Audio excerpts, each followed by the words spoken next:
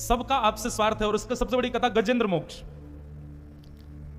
गजेंद्र त्रिकूट पर्वत का राजा, अपनी पत्नियों से कितना प्रेम करता, अपनी पत्नियों के लिए सब कुछ न्यौछावर करता। लेकिन जैसे ही नदी स्नान करने गए और मगरमच्छ ने पैर पकड़ा, पत्नियों ने सूंड से सूंड मिलाकर के गजेंद्र को खींचा। 1 दिन 2 दिन 3 दिन 4 दिन बीत गए। जब गजेंद्र बाहर नहीं आया, एक एक करके पत्नियां जाने लगी। गजेंद्र अंतिम पत्नी बची। गजेंद्र बोला, सब मुझसे झूठा प्रेम करती थी, तुम ही मेरी सच्ची पत्नी हो, अभी तक मेरे पास खड़ी हो। 3 दिन बाद उसको भी मूर्छा आने लगी, भूख प्यास लगने लगी, तो वो भी छोड़ करके जाने लगी। गजेंद्र बोला, देवी तुम तो मुझे छोड़ के मत जाओ ना, तुम तो मुझसे सच्चा प्रेम करती हो। पत्नी बोली, अब आप यहीं पड़े रहोगे तो हम यहीं थोड़ी अपने प्राण त्याग देंगे, हमें भी बच्चे देखने हैं, कुछ खाना है पीना है। नाथ अगले जन्म में मिलेंगे, हाँ किसी रूप में। चली गई। गजेंद्र का उस समय मोह जो था परिवार से टूट गया।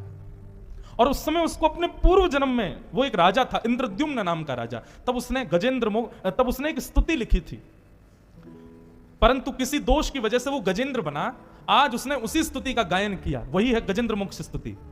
बंधुओं, गजेंद्र मोक्ष स्तुति की एक विशेषता यह है कि गजेंद्र मोक्ष स्तुति में किसी भी भगवान का नाम नहीं है, ना गणेश जी का नाम है, ना शंकर जी का नाम है, ना देवी का नाम है, ना देवताओं का नाम है, किसी का नाम नहीं है।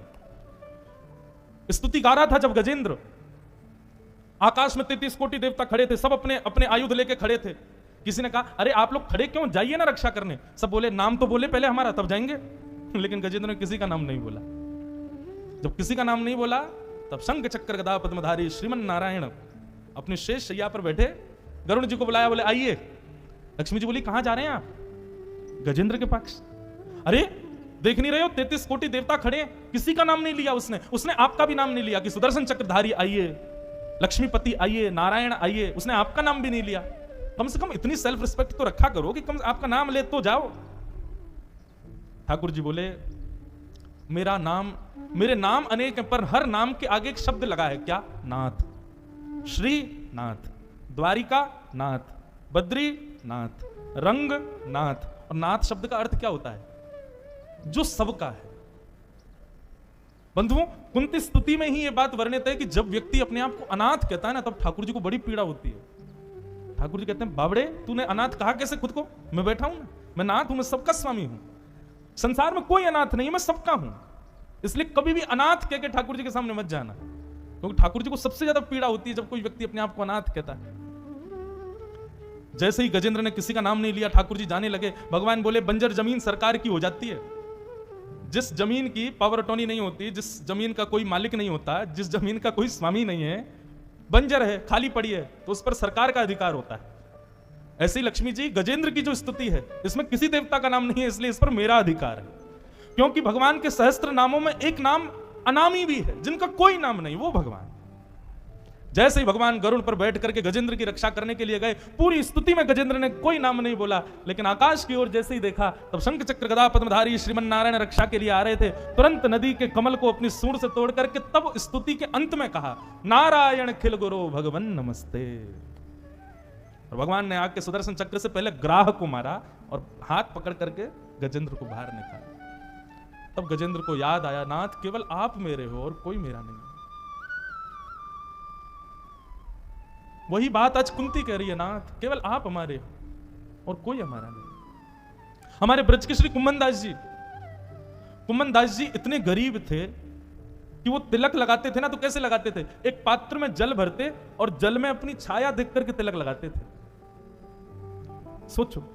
लेकिन उनका गायन इतना सुंदर था कि फतेहपुर सीकरी का राजा मोहित हो गया उनके गायन पर।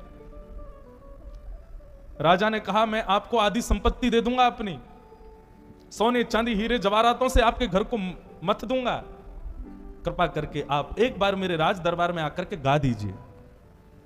कुमनदास जी बोले, लोभ मत दो हमको, हम गाते इसलिए नहीं कि संसार रीझे, हम इसलिए गाते हैं कि श्याम सुंदर रीझे।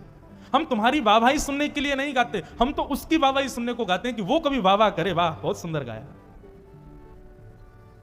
क्षण में त्याग देता है करोड़ों की संपत्ति को भी।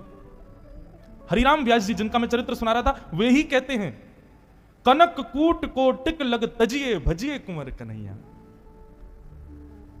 सबको छोड़ के तब भजो उनको, तब वो प्रसन्न होते हैं। लेकिन हमारी स्थिति क्या है?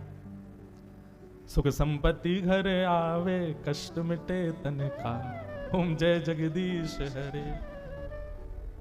हे नाथ, हम तो सुख के लिए ही तो उनको पूज रहे हैं, घर में लाए ही इसलिए कि आप कृपा बनाए रखना ठाकुर जी, कोई अपशगुन नहीं होना चाहिए।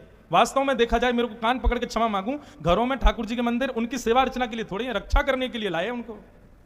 बालक की रक्षा करना है, ठाकुर जी आज मेरे बेटे का पेपर उसका बढ़िया करवा देना। ठाकुर जी कहेंगे रात रात भर फोन चलाता पड़ता है नहीं, पेपर में अच्छा कराऊं। वो रक्षा के लिए रखे हमने घर में।